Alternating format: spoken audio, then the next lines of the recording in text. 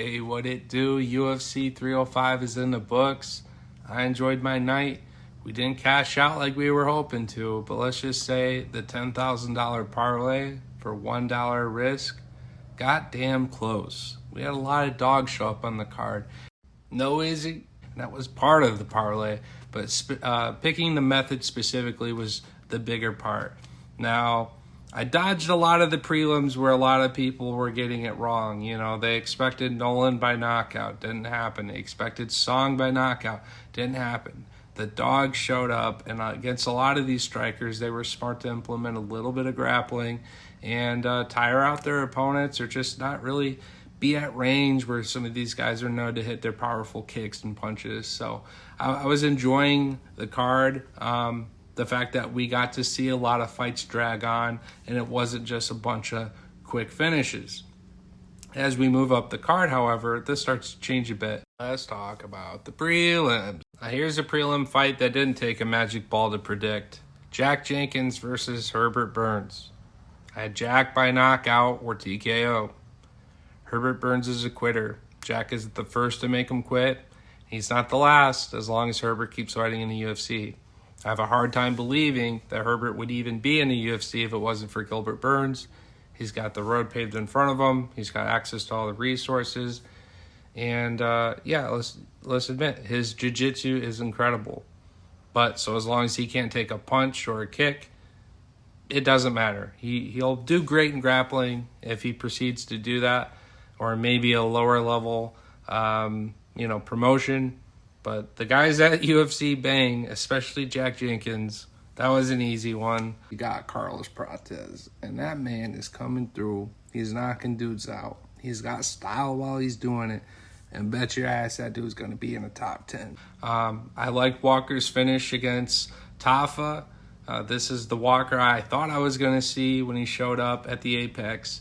Didn't implement striking or grappling. He put in a lot of time at the PI, showed up, and was very quick, very powerful, and honestly, it's not Tafa's dimension, so good strategy by his team. Moving up on the card, again, you got a guy like Gamrot. You got a guy that is going to go out and just try to hunt for the submission, grapple on Hooker. Hooker is a gangster. He took the elbows, he took the beating, and later on he persevered. I will never count Hooker out of a fight. In fact, that's a nice live odd boost. Just look for Hooker when he's getting his ass beat in the first round, and when he's like a plus 500, lock it in. Hooker is a gangster. He will fight for you. Was kind of sad to see Tuivasa not get his finish in front of the home crowd. The Shui would have been big. I was even talking a year. Even years like, man, because I said I wish there was a way where both of you guys could win this, I wanted Year to win, but Ty really, really needed this one. So that's when I said it to him. And even Year was like, yeah, I know. Which kind of made me wonder as I was watching that fight. Ty clearly hurt his foot, but I felt like Year was almost holding back, like not really pushing for the finish. It was just kind of weird. But nonetheless, we get up later in the card. You got the Usyk fight against Kai Kara France. And holy shit, did Usyk get put out.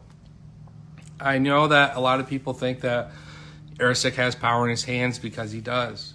In fact, everyone thinks that for the most part. And he survived with Pantoja the way he did. Guy comes out, explosive energy, bop, puts out Michael Scott. His eyes roll back. It was a beautiful shot. And I'm a big Brandon Moreno fan. Like, even when Moreno was fighting Kai, I got just about as worried as I was with Vicky the first few times around, where I'm just like, dude, any of these shots could really do it. Kai has that kind of ability in his striking. And Steve Usyk, his road to UFC, it's almost like he's learning of this crazy killer shot in his hands. But what really got him to the dance was his jiu-jitsu. I was hoping the fight would have panned out a little longer so we could have seen both teams' strategies a little more.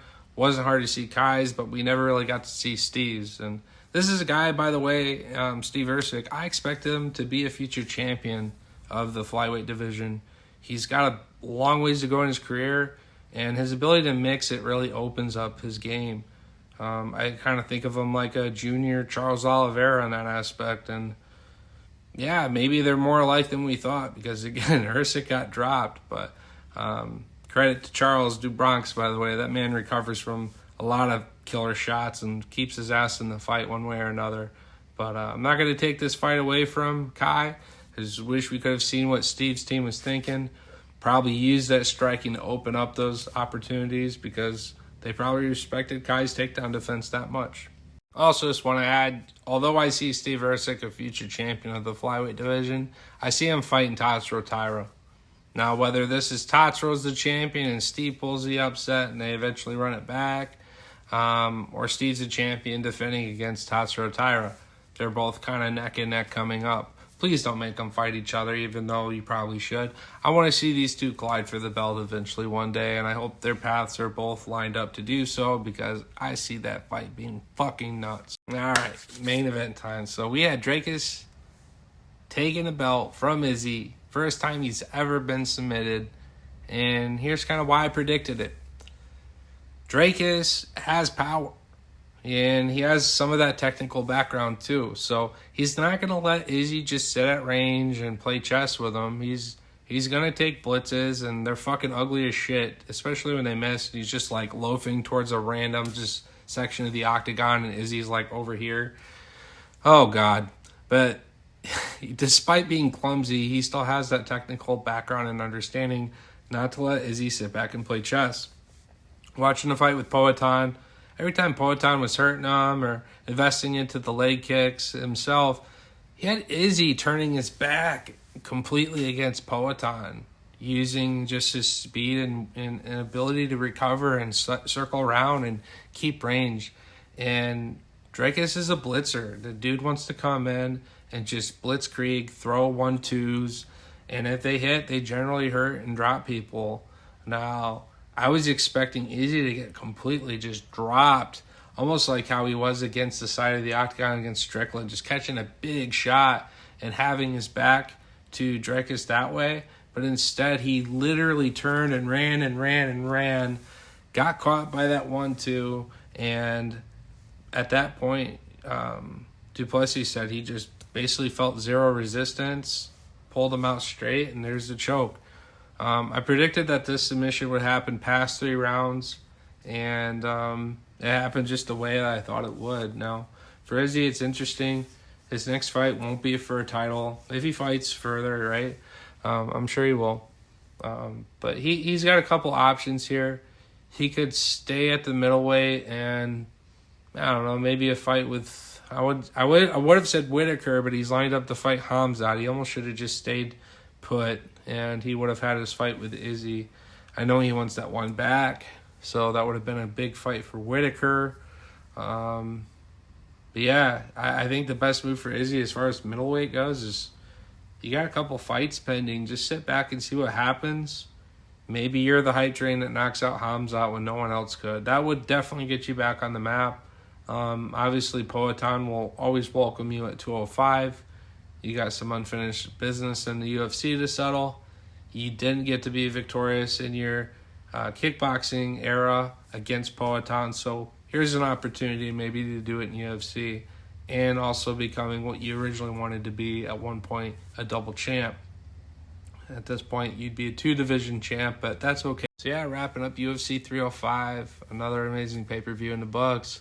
Love them or hate them, City Kickboxing and the guys, they got an awesome group of talent. I love it when, not just one of their guys fights on the card, but several. It definitely wouldn't have been the same pay-per-view without them. Would have seen Carlos Wolberg on the card. I would have also seen a question thrown at him at the little Q&A there.